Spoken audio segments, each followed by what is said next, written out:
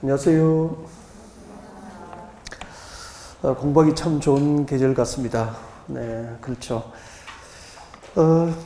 요즘에는 이제 하루에 한 8시간에서 10시간 정도 그침없이 공부를 해도 지치지 않을 그런 좋은 계절 같습니다.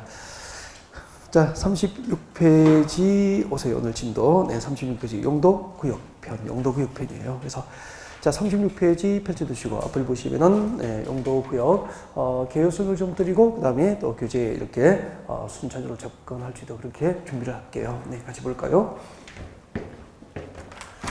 자, 도시군 관리교육 중에서 지난주까지 용도지역, 용도지구 편까지 진도가 나왔고요. 자, 이번 주는 이제 용도구역편이죠. 자, 도시군 관리교육으로 지정과 변경 결정하게 될 용도구역, 용도구역입니다.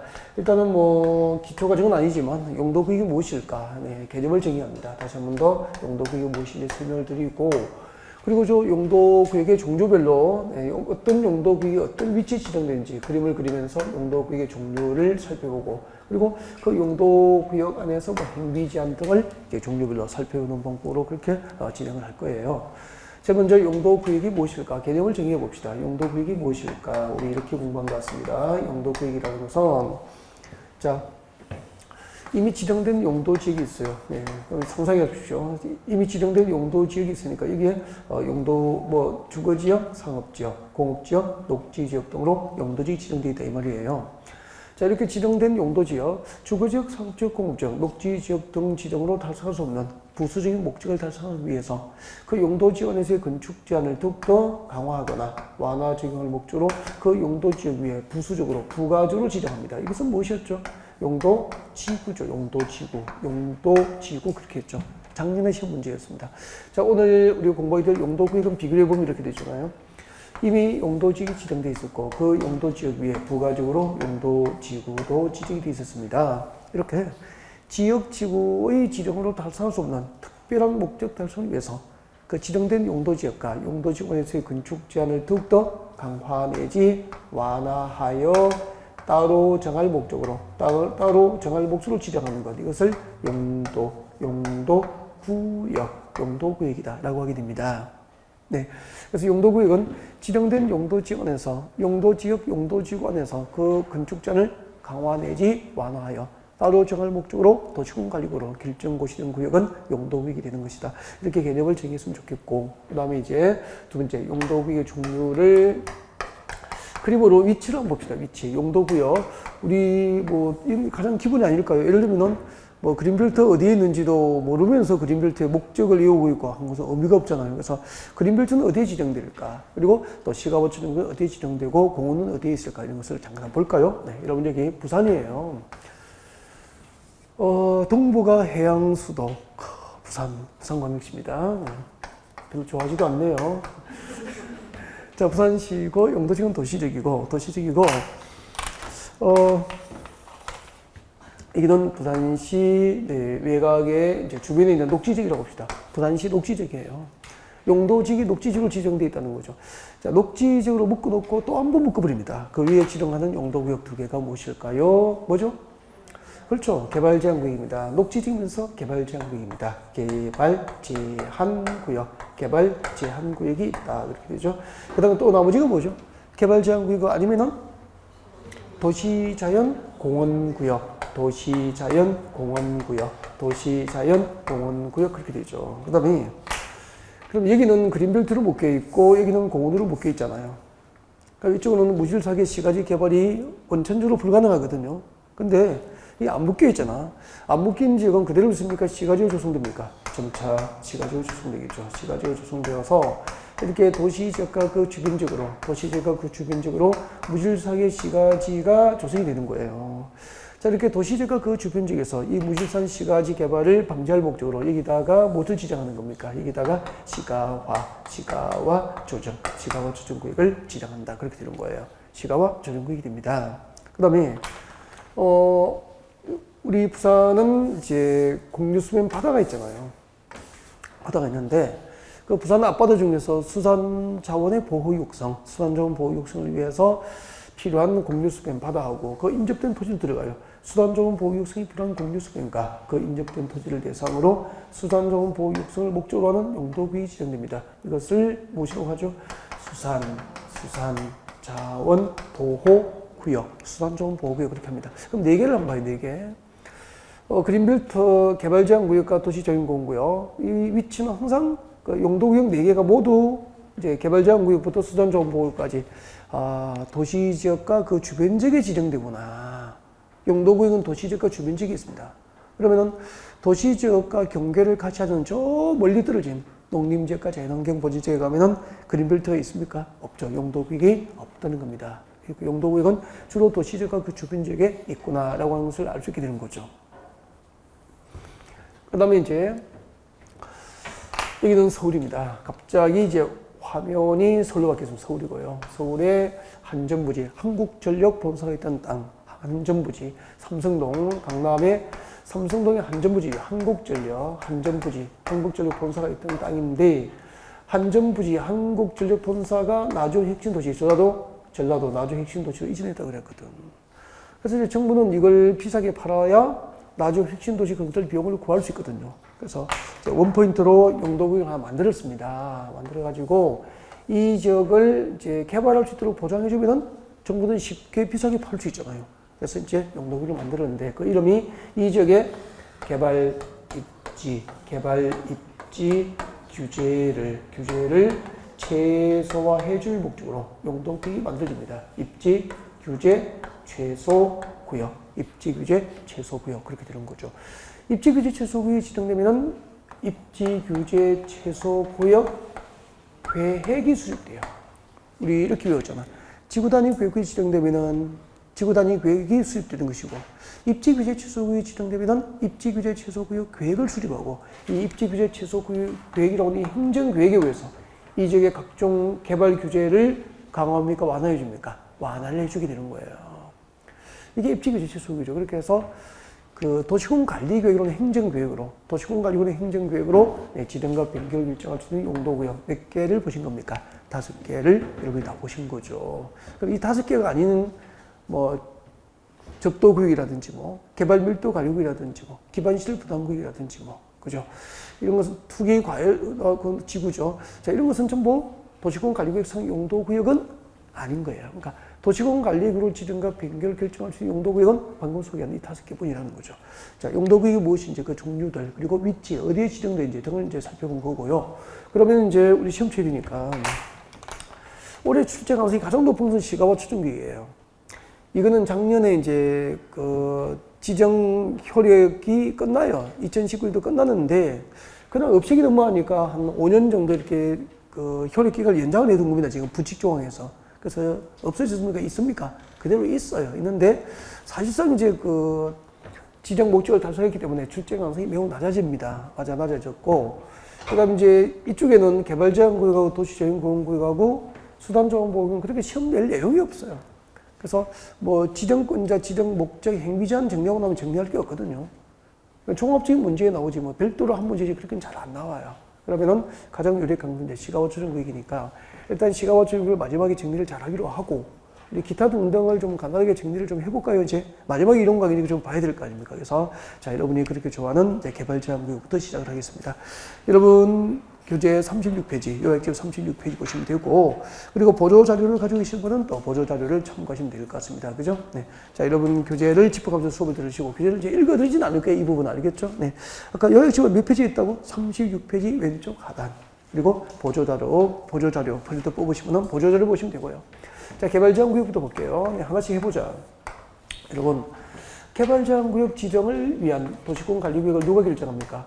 네, 지정권자 누구죠? 국장. 국토부 장관이 지정과 변경 결정이 뭐 이미 우리가 지난주에도 암기한 거죠. 그죠? 용도구역 중에서 개발제한구역 지정과 변경을 위한 도시군 관리구역은 누가 결정합니까? 국토교통부 장관이 결정한다. 다 알고 있는 내용이고. 네. 그 다음에 이제 지정 목적이 한번 보십시오. 지정 목적이 있어요. 지정 목적이 4개가 있어요. 개발제한구역 지정 목적, 저는, 여기서 제일 중요한 게 지정 목적 4개를 정확하게 외우는 게 제일 중요하다고 생각합니다. 그린벨트는.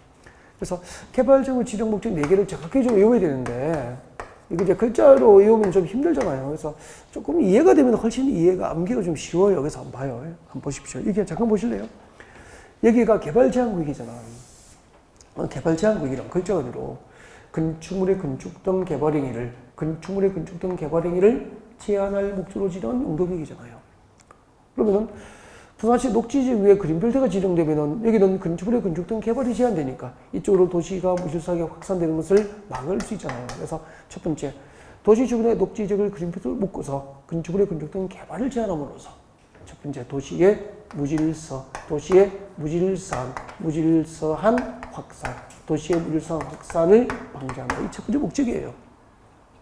그 다음 두 번째는 건축물의 건축 등 개발이 제한되면 도시 주변의 자연환경은 개발해서 됩니까? 잘 보존됩니까? 건축물의 건축 등 개발이 제한되니까 그린벨트로 묶어두면 도시 주변의 자연환경이 잘 보존될 거예요. 그리고 봐요. 부산시 주변의 자연환경이 잘 보존되고 도시의 무질서한 확산이 방지되고 그러면은 여기에 살고 있는 부산 시민들에게 건전한 주변의 생활환경을 확보해 줄 수 있는 거 아닙니까? 맞죠? 그래서 1번과 2번의 목적을 통해서 세 번째가 건전한 생활 환경을 확보해 준다. 이게 이제 그린벨트 개발 제한구역 지정 목적 세 가지입니다. 제가 정확하게 외우셨나요? 이렇게 정확하게 외우면은 답 찾기 참 편해져. 이걸 대충 읽어보고 이해하고 나면은 답 찾기 전에 애매하고 막 그래요. 고민을 하게 되거든. 그래서 명확하게, 정확하게 외웠으면 좋겠다 하는 말씀을 전하고 싶고요. 그 다음에 이제 또 하나 있어. 이게 이제 부산이 아니고 만약에 여기 인천이고 서울이라고 생각합시다. 인천이고 서울이고 경기도 고양시고 연천 포천이면은 북한이 가깝죠. 그럼 북한의 전투기가 미거기가 떠서 수도권 상공에 와서 폭탄을 터뜨리는 데까지 한 5분 정도면 내려와 버리거든요. 우리가 그런 곳에 살고 있는 거예요. 근데 걱정할 필요가 없죠. 왜냐면은 그 서울이나 수도권의 주요 산 속에는 그 적기 미거기가 북한의 전투기가 떠오르는 것을 보기 위해서 전부 레이더 기지가 있습니다. 다 보고 있죠. 그러니까 손바닥을 보듯이 다 보고 있는 거죠, 이렇게. 전투기가 열대가 북한에서 붕 뜨면 우리도 열대를 붕 띄웁니다. 열대가 내려오면은 우리 열대를 띄워서 우리도 같이 올려보냅니다. 그런 시스템이에요.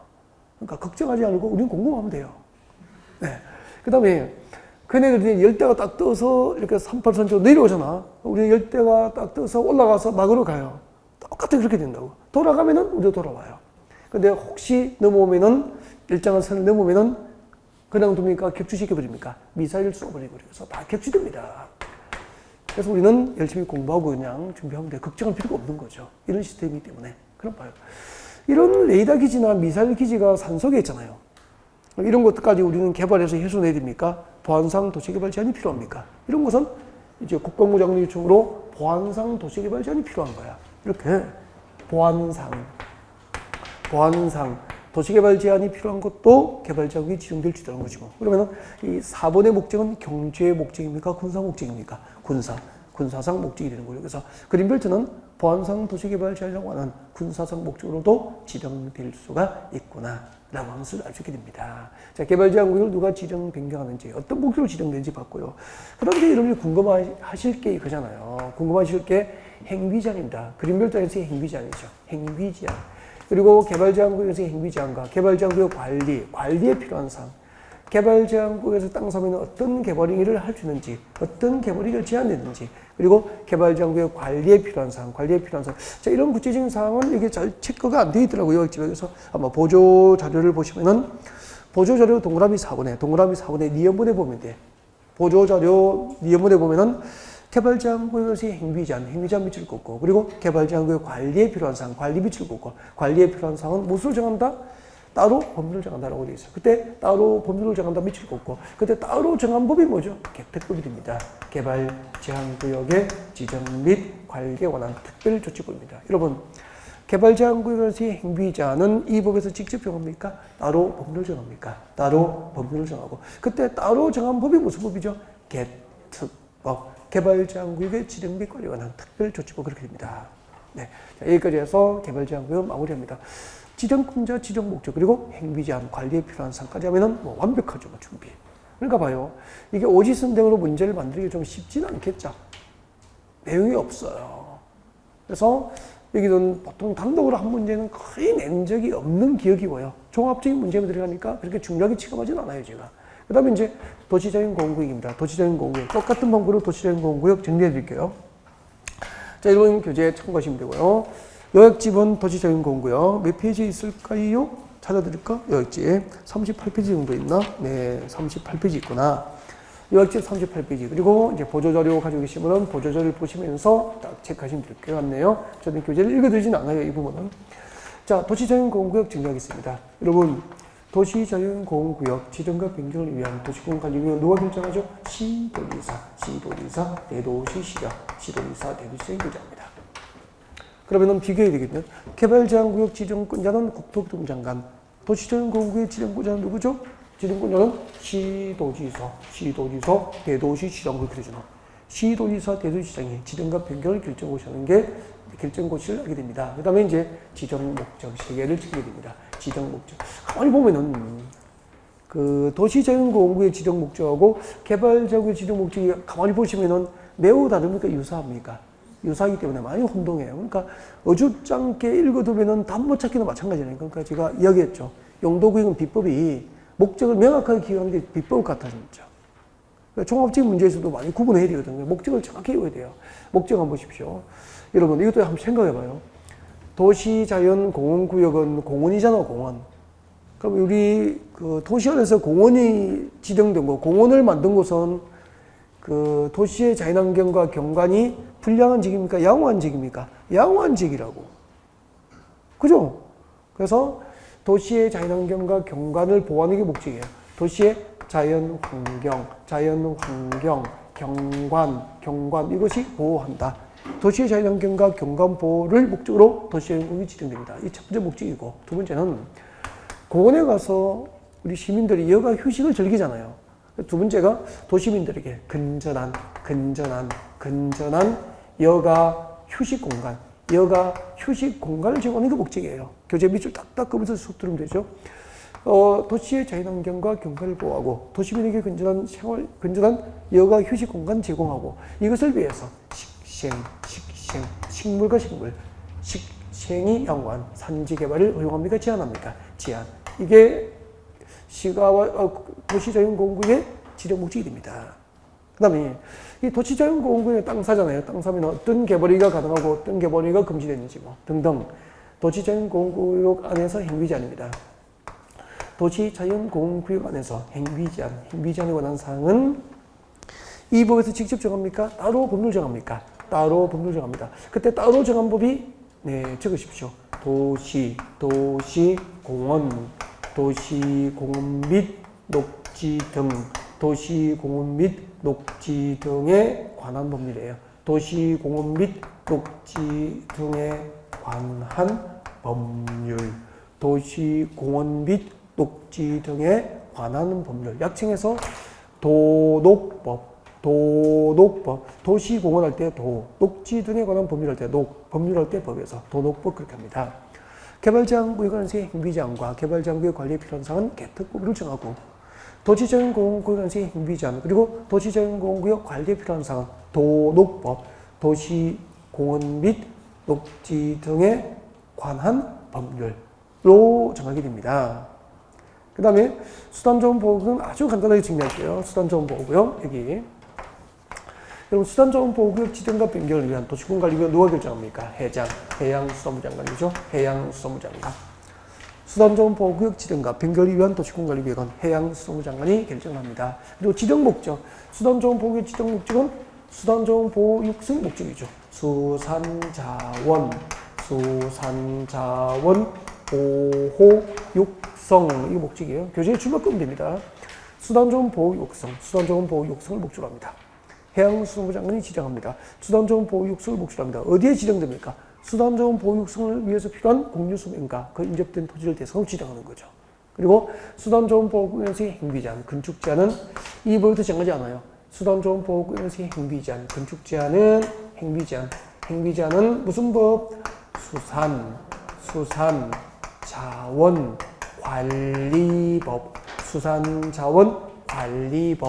수산자원관리법, 수관법, 수산자원관리법 그렇게 되죠. 그래서 지금 이제 용도구역 3개를 해드리는데 3개마다 행위제한에 관한 규정은 이 부분에서 직접 정합니까? 따로 분류를 정합니까? 따로 분류를 정하고 다 달라요. 개발제한구역 안에서 행위자는 개특법, 도시제한공구역은 도덕법, 수단자원보호구역은 수관법 그렇게 되죠. 다 다르고요. 그 다음에 이제 입지규제 취소구역, 입지규제 취소구역을 잠깐 보도록 하겠습니다. 자, 입지규제 취소구역. 입지규제 취소구역도 네, 교재 읽어드리고 하진 않아요. 제가 직접 정리할 테니까 여러분은 네, 교재를 보셨으면 좋겠고, 여러분 요약집은 38페이지입니다. 38페이지 입지규제 취소구역. 입지규제 취소구역이라고 되어 있을 겁니다. 거기 38페이지 참고하시면 돼요. 알겠죠? 네. 자, 입지규제 취소구역. 자, 진행하면서 입지규제 취소구역 가끔 이제 교재를 봐드릴게요. 제가. 자, 봐드리고. 자, 보면서 또 들으면서 교재 체크하십시오. 네, 자료 체크하시고.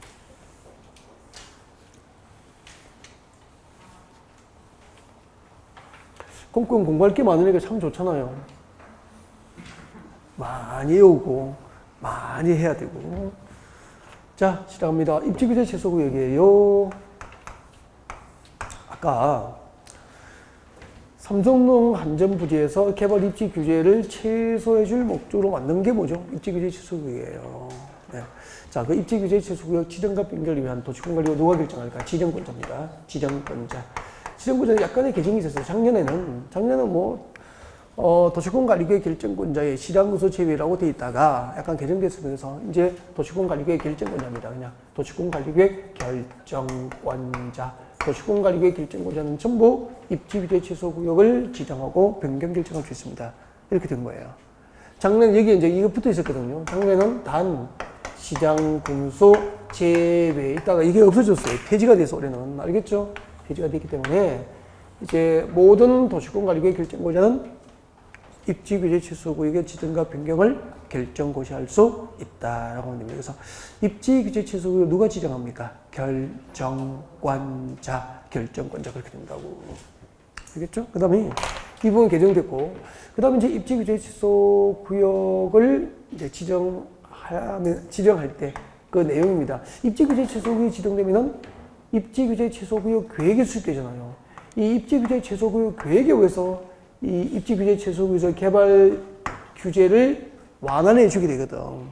그래서 입지규제 취소구역 계획으로 무엇을 완화해 줄까? 그 내용. 입지규제 취소구역 계획으로 이것을 완화해 주는 거예요. 그래서 이런 교재 보면 나와 있어요. 입지규제 취소구역 계획 내용. 요약집 38페이지 니은번 해봐, 니은번. 38페이지 니은번 나와 있습니까? 니은번.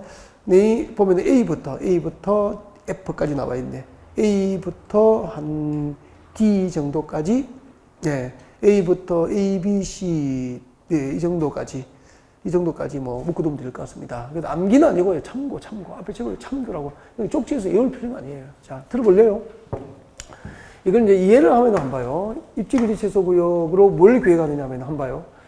입지규제 취소구역이 지정되면 규제를 최소화해야 되잖아. 그것을 행정계획으로 보장해 주는 거거든. 그러면 여기다가 어떤 규제를 완화해야 개발이 잘 되겠냐 이 말이에요. 예를 들면 우리 건축법상 건축물 용도별 종류가 29개인데 29개 용도 가운데서 사업성이 있는 거, 사업성이 있는 것은 대부분 건축할 수 있도록 허용해 줘야 될 거 아닙니까? 그래서 건축물의 용도, 종류, 이 입지규제 취소구역에서 건축할 수 있는 건축물의 용도, 그리고 종류, 그리고 규모, 건축물의 규모를 강화합니까? 완화해 줍니까? 완화해서 풀어주는 거지. 그러면은 사업성이 있다고 판단되는 대부분의 건축물의 용도는 전부 건축할 수 있게 되는 거예요. 예를 들면은 그 현대자동차그룹에서 이걸 샀으니까, 삼성동 한전부지를 현대그룹에서 샀으니까, 그 우리 경부고속도로 타고 서울 올라가다 보면은 양재에 보면은 현대 기아차 본사 빌딩이 쌍둥이처럼 서가 있어, 그죠? 네, 있는데 그 업무용대 빌딩을 이제 여기 이걸 대체하겠죠. 빌딩 지겠죠. 기아, 현대 업무용대 빌딩에서 업무. 여기 이제 제2열대월드처럼 아파트 들어가면 주거가 되잖아요. 주거. 그 다음에 옆에 세계적인 특 1급 호텔 들어갑니다. 숙박시설 들어갑니다. 숙박. 이걸 제가 11월 달에 강의할 때 이렇게 다 했거든요. 근데 얼마 전에 이거 사업계획 승인 나고 올해 이제 6월 달인가 착공할 거예요, 지금요. 착공 신고할 거예요, 지금. 공사 들어갑니다. 사업계획 승인 다 나왔어요. 근데 그 사업계획 승인 나는 걸 보니까 제가 다 알아맞혀서 이거. 제가 한 이야기 그대로 다 들어가던데. 그리고 백화점, 판매시설 들어가고, 판매시설. 문화시설, 문화예술과 관련된 시설 들어갑니다. 컨벤션, 전시, 그리고 밑에 관광 숙박 호텔 밑에 관광 호텔 밑에 숙박시 여기 카지노 같은 거, 미락실 이런 거 다 들어가겠죠. 제가 말씀드린 그대로 거의 그거 이런 것을 개발해서 수익을 내려면 이런 용도가 들어갈 수밖에 없는 거야. 이런 용도의 건축이 하나의 대지 위에서 전부 이루어질 수 있도록 용도 그리고 건축하는 건축의 종류 규모는 대규모 건축 하나를 완화해 주는 거잖아요.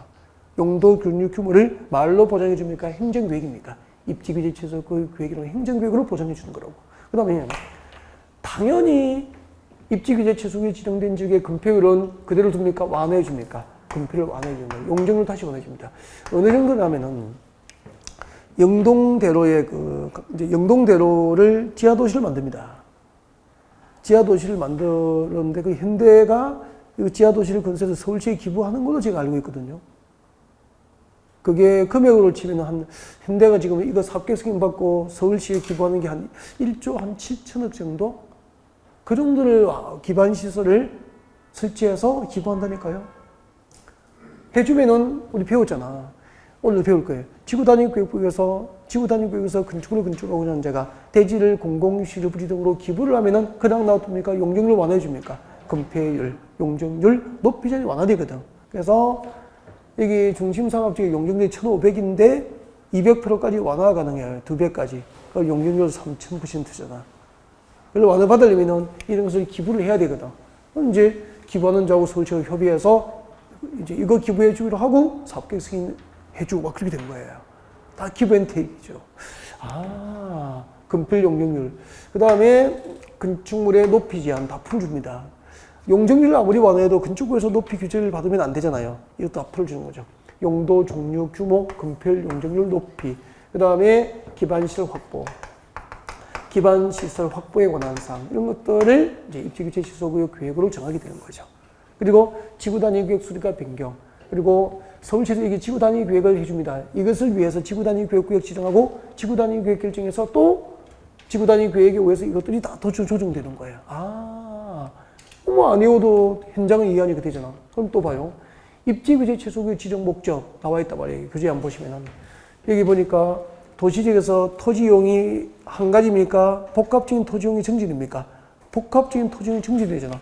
주거, 업무, 관광 숙박, 판매, 문화, 위락, 복합적인 토지용이 정지되죠. 그리고 이 지역의 도시 정비가 촉진될 거 아니에요.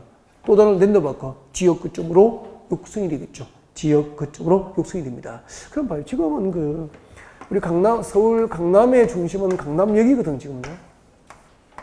강남역이 중심인데, 상권의 중심이 지금 여기에 있다고 보면 되거든요. 네. 여기 이제 중심일 텐데, 제가 볼 때 여기 개발된 지 50년 넘었잖아요. 4, 50년 된 거예요, 벌써. 그럼 이제 4, 50년 되니까 들어가 보면 솔직히 건물이 좀 많이 낡아 있거든요, 이제. 많이 좀 낡고. 그렇게 있단 말이야. 그러면은 나중에 제1롯데월드 잠실에 들어갔지, 또 그쪽에 좀 내려가면은 청담, 이제 삼성동에 또 이거 현대 빌딩 올라가지? 그러면은, 그리고 영동대로 밑에 지하도시 만들잖아요. 엄청날 거예요. 지하도시 만들어버리지, 아마 축이 상권의 중심이 이거 없어지는 게 아니고, 강남역은 상권의 중심이지만, 여기에 대적할 만큼, 혹시 오히려 여기보다 상권의 중심이 제가 볼 때는 옮겨갈 것 같아요, 이쪽으로 좀. 맞죠? 여러분 중에 돈이 있으면은, 한 200억, 300억씩도 있으면은, 앞에는 안 되니까 좀 뒤쪽에 경매 놓은 빌딩에도 하나 잡아두면 괜찮을 것 같아요. 신경 좀 쓰십시오. 저야 없으니까 그냥 편하게 살 거고, 신경 좀 쓰시면 되겠네. 그죠? 경매 나온 거 이런 거.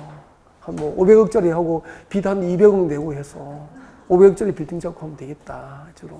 한번 생각해 보세요. 점심 먹으면서 고민해보고. 입지규제 최소구역 지정권자, 지정 목적, 입지규제 최소구역 내용을 소개한 거죠. 어디에 지정할 수 있을까? 지정 내용은 교재를 보면서 체크해 드려야 되죠. 교재 오십시오. 38페이지 와요. 입지규제 최소구역을 지정할 수 있는 대상. 기업번에 37페이지 동그라미 1번에 기업번 읽어볼게요. 결정권자. 이 결정권자가 뭐죠? 입지규제 최소구역의 지정권자 되는 거예요. 지정권자. 결정권자는 나오네. 도시지역에서 복합적인 토지용 정진, 도시정비 촉진, 지역거점 육성. 금방 설명했죠? 이게 지정 목적이야. 이 세 가지 목적 달성을 위해서 필요도 인정되면 다음 중 한 개 해당하는 지역의 정보와 그 일부를 입지규제 최소구역을 지정할 수 있다고 해서 입지규제 최소구역을 지정할 수 있는 대상이 A부터 박사는 A부터 E까지 5개가 들어있구나. 도시군 기본계획상 줄 것이죠. 도시군 기본계획이 중요해요. 거기다가 도시군 계획상하면 틀리잖아. 도시군 관리계획상 해도 틀리잖아. 도시군 기본계획상 도시군과 부도심 줄 거면 되겠네. 도시군 기본계획상 도시군과 부도심 줄 거예요. 도시군 기본계획상 도시군과 부도심은 지역 거점이 육성될 수 있도록 입지규제 최소구역을 지정할 수 있고요. 그 다음에 B번 철도, 역사 등, 그 다음 줄 거죠. 저 뒤에 기반시설 중에서 철도, 역사 등 기반시설 중 지역 거점 역할을 수행할 수 있는 시설, 지역 거점 역할을 수행할 수 있는 기반시설을 중심으로 지정할 수도 있습니다. 그 다음에 C는 중요한데요. 2개 이상의 노선하면 틀려요. 몇 개? 3개 이상 동그라미에요. 3개 이상의 노선이 교차는 줄 거죠. 대중교통결조지부터 10km가 아니고 몇 킬로? 1km 이내는 교통거점으로 육성될 수 있도록 입지규제 최소구역이 지정될 수 있다고. 그 다음 D도 중요해요. 줄 것이십시오. 노후 불량구축이 밀집한 주거지역과 상업지역이 아니잖아요. 공업지역이에요. 왜 그럴까요? 왜 그럴까? 여러분, 도시군 기본계획상 도심과 부도심 A, 철도, 역사 등 기반시설 중에서 지역 거점 역할을 수행할 수 있는 지역, 3개 이상의 노선이 교차하는 대중교통결제지부터 1km 이내, 이런 곳은 대부분이 뭐죠? 상업지역이거든. 그러니까 굳이 상업지역은 표현할 필요가 없잖아. 그래서 그 밑에 노후 불량구축으로 밀집한 주거지역과 공업지역이라고 한 거예요. 상업지역 쓰면 틀려요. 노후 불량구축이 밀집한 주거지역과 공업지역은 공업지역으로서 정비가 시급한 지역은 입지규제 최소구역 지정이 가능하죠. 그 다음에 2번, 저 어디에 줄 거죠? 도시 재생 활성화 지역 중 도시 경제 기반형 활성화 계획을 수립하고 있는 지역 등은 입지규제 최소구역이 지정될 수 있게 됩니다. 네. 그 다음에 또 하나 해드릴 게 있구나. 지금부터 D극번 옵니다. D극번. D극번 오시고, 네. 읽어볼게요. D극번 별표하고 읽어야 됩니다. 꼭. 입지규제 최소구역 계획을 수립할 때는, 자, 입지규제 최소구역 계획을 수립할 때는 그냥 수립하지 말고, 자, 건축물의 용도, 건폐율, 용적률 등 건축 제한 완화는 해당 지역의 기반시설 확보 현황을 고려하여 정하라는 거지. 계획을 하는 거지. 여러분, 보십시오. 입지규제 최소구역 계획으로 이 지역에 뭘 정합니까? 건폐율, 용적률 이런 것을 다 완화해 줄 거잖아. 그냥 풀어주지 말고 이 지역의 기반시설 확보 현황을 고려하여서 건폐율 완화 등을 정하라는 거예요. 당연한 거 아닙니까? 그 다음에 이야기는 이거 나올 거예요. 잠깐만 이야기 듣고 하죠. 잠깐만요. 여러분. 아까 제가 중심사업지역 용적률 1,500인데 여기는 이제 105층 올라가거든요. 롯데월드보다 한 층이 높아요. 105층 올라갈 건데 롯데월드도 100층 넘죠? 104층인가 뭐 3층인가 뭐 정확히 모르겠네. 아무튼 여기 105층 올라가요. 롯데월드보다 좀 높아요. 한 층이나 두 층이 높을 건데 그럼 여기 용적률 완화하려면 뭐 해야 된다 그랬죠? 그냥 해줍니까? 기부해야 됩니까? 기부. 그러니까 이 입지규제 최소구역에서 개발 행위에 대해서 입지규제 최소구역에서 행하는 개발 사업에 대해서 공공시설부지 등을 직접 설치하거나 아까 영동대로 지하 도시를 현대가 직접 만들게 한다고 그랬죠. 이렇게 기반시설 직접 설치하게 하거나 그 다음에 그 설치를 위한 비용 전부나 일부를 이 개발 행위 현대에게 부담시킬 수 있어요. 서울시하고 강남구에서. 그러면은 용적률 완화해 주는 거예요. 그 얘기가 나올 거라고. 단, 여기서 완화를 해주면은, 여기서 이렇게 입지규제 최소구역 계획으로 건축, 이런 각종 개발 계획 기준이 완화가 되면은, 이 지역의 토지 가치는 떨어집니까? 상승합니까? 상승. 현대가 10조 5천억에 낙찰 받았는데, 이게 규제가 풀어지니까, 공식적으로 풀어지니까, 땅값이 올라요. 단, 이때 기부할 수 있는, 그 공공시설 등 기부 비용은 현대에게 부담시키되 규제 완화로 인한 토지 가치 상승분을 초과하지 않는 범위 안에서 규제를 기반시설을 직접 설치하거나 또 설치 비용을 이제 개발 행위에 대해서 부담을 시킬 수 있다라고 하는 내용이 나올 거예요. 한번 봐요. D극번 같이 옵니다. D극번의 두 번째 줄 끝에 봅니다. 시도지사 시장으로서 즉 서울시장과 강남구청장은 이렇게 읽어도 되잖아요. 서울시장과 강남구청장은 입지규제 최소구역에서 개발사업과 개발행위 줄 거고 이때 개발사업과 개발행위의 주체가 누구죠? 현대잖아요. 입지규제 최소구역에서 개발사업과 개발행위를 하는 현대에 대해서 입지규제 최소구역 계획에 따른 기반시설 확보를 위해서 필요한 부지나 또 기반시설 설치 비용의 전부다 일부를 현대에 부담시킬 수 있다. 이 경우 기반시설 부지 또는 설치 비용의 부담은 건축 제한 완화에 따른 토지 가치 상승분을 초과하지 않는 범위여야 된다는 거죠. 그러니까 규제 완화로 땅값이 오를 때인데 그 토지 가치 상승분을 초과하지 않는 범위 안에서 기반시설 설치나 그리고 그 비용을 개발 행위에 대해서 부담시킬 수가 있다 없다? 있다. 그런 얘기. 읽고 지나갔으면 좋겠어요. 항상 이런 부분을. 그 다음 이제 동그라미 2번 옵니다. 입지규제 최소구역의 행비제한 줄 거예요. 행비제한. 입지규제 최소구역의 행비제한. 행비제한은 이 법에서 직접 정하지 않고, 이 법에서 직접 정하고 있는데 저기 두 번째 줄 끝에 줄 거죠. 입지규제 최소구역 계획에 의하게 됩니다. 입지규제 최소구역 안에서 행비제한, 건축제한은 입지규제 최소구역 계획, 입지규제 최소구역 계획에 의한다. 그렇게 됩니다. 네. 자, 지금까지, 입지규제 최소구역까지 용도구역을 진행을 하고 있죠. 네, 여기서 잠시, 참 어중간하네. 시가버처준구역까지 마무리를 하면 좀 지루할 수도 있을 것 같는데, 여러분 한 10분은 참아줄 수 있죠. 네, 그럼 마무리하고, 용도구역을 마무리해버립시다. 알겠죠? 네, 10분만. 미안해요. 네. 그럴 수도 있죠. 어중간하니까 이게 지루할까봐. 자자, 그러면 시가버처준구역 이제 여러분 요약집에 시가버처준구역 앞쪽에 있었죠 또. 네, 이런 교재 37페이지 와요. 37페이지 오시고 요약집 37페이지 옵니다. 37페이지 보시고 그리고 네, 보조자료 가지고 계시는 분은 네, 보조자료를 보시면 더 좋아요. 이 부분은. 이런 보조자료는 12페이지입니까? 네, 12페이지. 12페이지에 시가버처준구역이 나와 있을 겁니다. 자, 요약집은 37페이지. 자, 시작합니다. 자, 요약집 37페이지 시가버처준구역이에요. 자, 시가버처준구역의 지정과 변경을 위한 도시공관리가 누가 결정합니까? 원칙도 누가 결정해요? 시도지사 결정합니다. 시도지사. 요약집에 보면은 기획본에 시도지사 줄 거면 되겠네. 근데 니은본에 봅니다. 니은본에 보면은 국가계획과 관련되어, 다 배웠잖아. 국가계획과 관련되어 시가버처준구역의 지정과 변경이 필요할 때는 누가 결정합니까? 국장. 그래서 원칙은 시도지사가 시가버처준구역을 지정하고 예외적으로 국가계획과 연계된 시가버처준구역 지정과 변경만 예외적으로 국토교통 장관이 지정한다. 그렇게 되죠. 그 다음에 시가버처준구역 지정 목적입니다. 지정 목적 3개가 있죠. 3개. 이 3개를 이렇게 올 거예요. 기억본에 보면 나와 있을 거예요. 요약집에. 시도지사 뒤에 보면 목적이 쭉 나옵니다. 네. 자, 저 한번 볼래요? 저 좀 보실래요? 그럼 여기는 부산이죠. 부산이면 도시지역이라고 합시다. 부산이고 도시지역이고. 그럼 그 밖에는 도시지역입니까? 주변지역입니까? 주변지역이고. 딱 보십시오. 도시지역과 그 주변지역에서 이렇게 도시지역과 주변지역에서 무질서하게 시가지역 개발되면 이것이 곧 난개발과 국토 파괴의 원인이 되거든요. 그래서 이 도시지역과 그 주변지역에서 무질서한 시가화 방지, 무질서한 시가화를 방지하겠다. 무질서한 시가화 방지. 이게 첫 번째 목적이에요. 그 다음 두 번째는 이 동네를 나중에 계획을 세워서 단계적으로 신도시 개발을 도모할 게 나중에. 그래서 도시지역과 주변지역에서 무질서한 시가화를 방지하고 나중에 계획적 단계적인 도시 개발을 도모하려고 일정 기간 동안 시가화를 허용합니까? 유보합니까? 유보합니다. 이게 목적이에요. 그때 일정 기간이 어떻게 되죠? 그때 일정한 기간은 유보기간이라고 합니다. 유보기간 몇 년 사이에 정합니까? 5년 이상, 20년 이내에서 이제 유보기간을 정하게 되는데, 아니, 시가버처준구역에서 시가버 유보기간은 5년 이상 20년 이내에서 정한다. 5년 이상 20년 이내에서 정한다. 이거 누가 모르겠어. 다 합니다, 이거.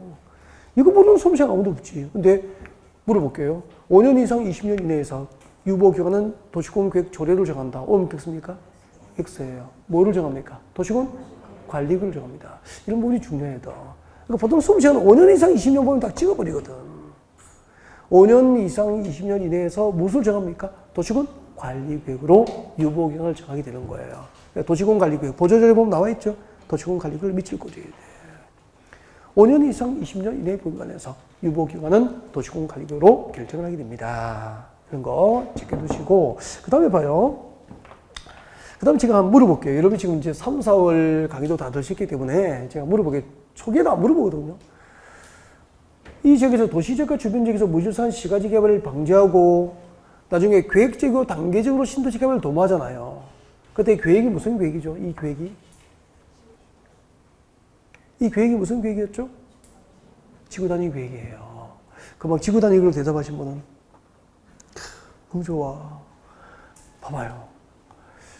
우리 오늘 배울 거야. 개발제한구역과 도시정인공원구역과 시가와 주정구역을 묶여있다가 해제가 되잖아요. 해제가 되면 시에서 무엇을 지정합니까? 지구단위구역을 지정하죠. 지구단위구역이 지정되면은 3년 내에 지구단위구역 결정해서 결정고시 된 지구단위구역으로 개발되는 거야, 공적으로. 그래서 도시적에 편입되거든, 이렇게. 그래서 여기서 말하는 계획은 지구단위구역으로 연결돼야 돼, 이해가 이렇게. 시가와주정구역에서 해제가 되면은 지구단위구역을 지정하고 3년 내에 지구단위구역 결정해서 결정고시 된 지구단위구역으로 개발이 이루어지는 거야. 이렇게 무질서하게 개발하는 게 아니고 이렇게 계획적이고 단계적으로 신도시 개발이 도모될 수 있도록 하기 위해서 5년 이상 20년 사이에서 정하는 기간 동안 시가지 개발을 허용합니까? 유보시킵니까? 유보시킬 목적으로 시가와 주민이 지정되는 거예요. 이해가 됐죠, 이제? 네. 그리고 실효입니다, 실효. 그 시가와 주정구역을 지정을 결정고시 했던 그 도시공관리구역 결정고시의 효력이 실효됩니다. 언제 실효되냐면은 유보기간이 만약에 이제 5년 이상 20년 이내에서 도시공관리구역을 결정하니까 17년으로 결정됐다면은 유보기간이 끝나면은 17년이 끝나면은 끝난 날입니까? 다음 날입니까? 다음 날. 유보기간이 끝난 날의 다음 날. 시가와 주정구역 지정을 결정고시한 이 결정고시의 효력이 법적으로 실효되기 때문에 시가와 주정구역이 해제가 되는 거예요. 이렇게 이제 시가와 주정구역이 해제가 되면은 무엇을 지정합니까? 지구단위 계획을 지정하고 지구단위 계획을 결정해서 계획적이고 단계적으로 신도시 개발이 저기서 도모되는 거예요. 그럼 여기까지는 어려워요, 쉬워요? 쉬워요. 여기까지 이제 강의 한 2분 듣고 이제 문제 풀어보시고 하면 다 맞아요. 거의 다 맞는데 하이라이트는 이거죠. 시가와 주정구역에서의 행비제한이에요. 행비제한. 시가와 주정구역 안에서의 행비제한. 행비제한은 저는 필기하면서 설명하니까 뭐 요약집 보시면 상관없고요. 보조 자료 보면은 시가와 주정구역 안에서의 행비제한이 잘 정리되어 있을 겁니다. 그래서 보조 자료를 활용하시는 분은 보조 자료를 보셨으면 좋겠어요. 네, 보셨으면 좋겠고 교재는 시가와 주정구역에서의 행비제한이 네, 너무 이렇게 좀 단축해서 좀 보기 힘들 거예요. 그래서 제가 필기하면서 설명할게요. 그래서 보조 자료 없어도 상관없습니다. 네, 행비제한 네, 필기하면서 설명할게요. 저 좀 볼까요?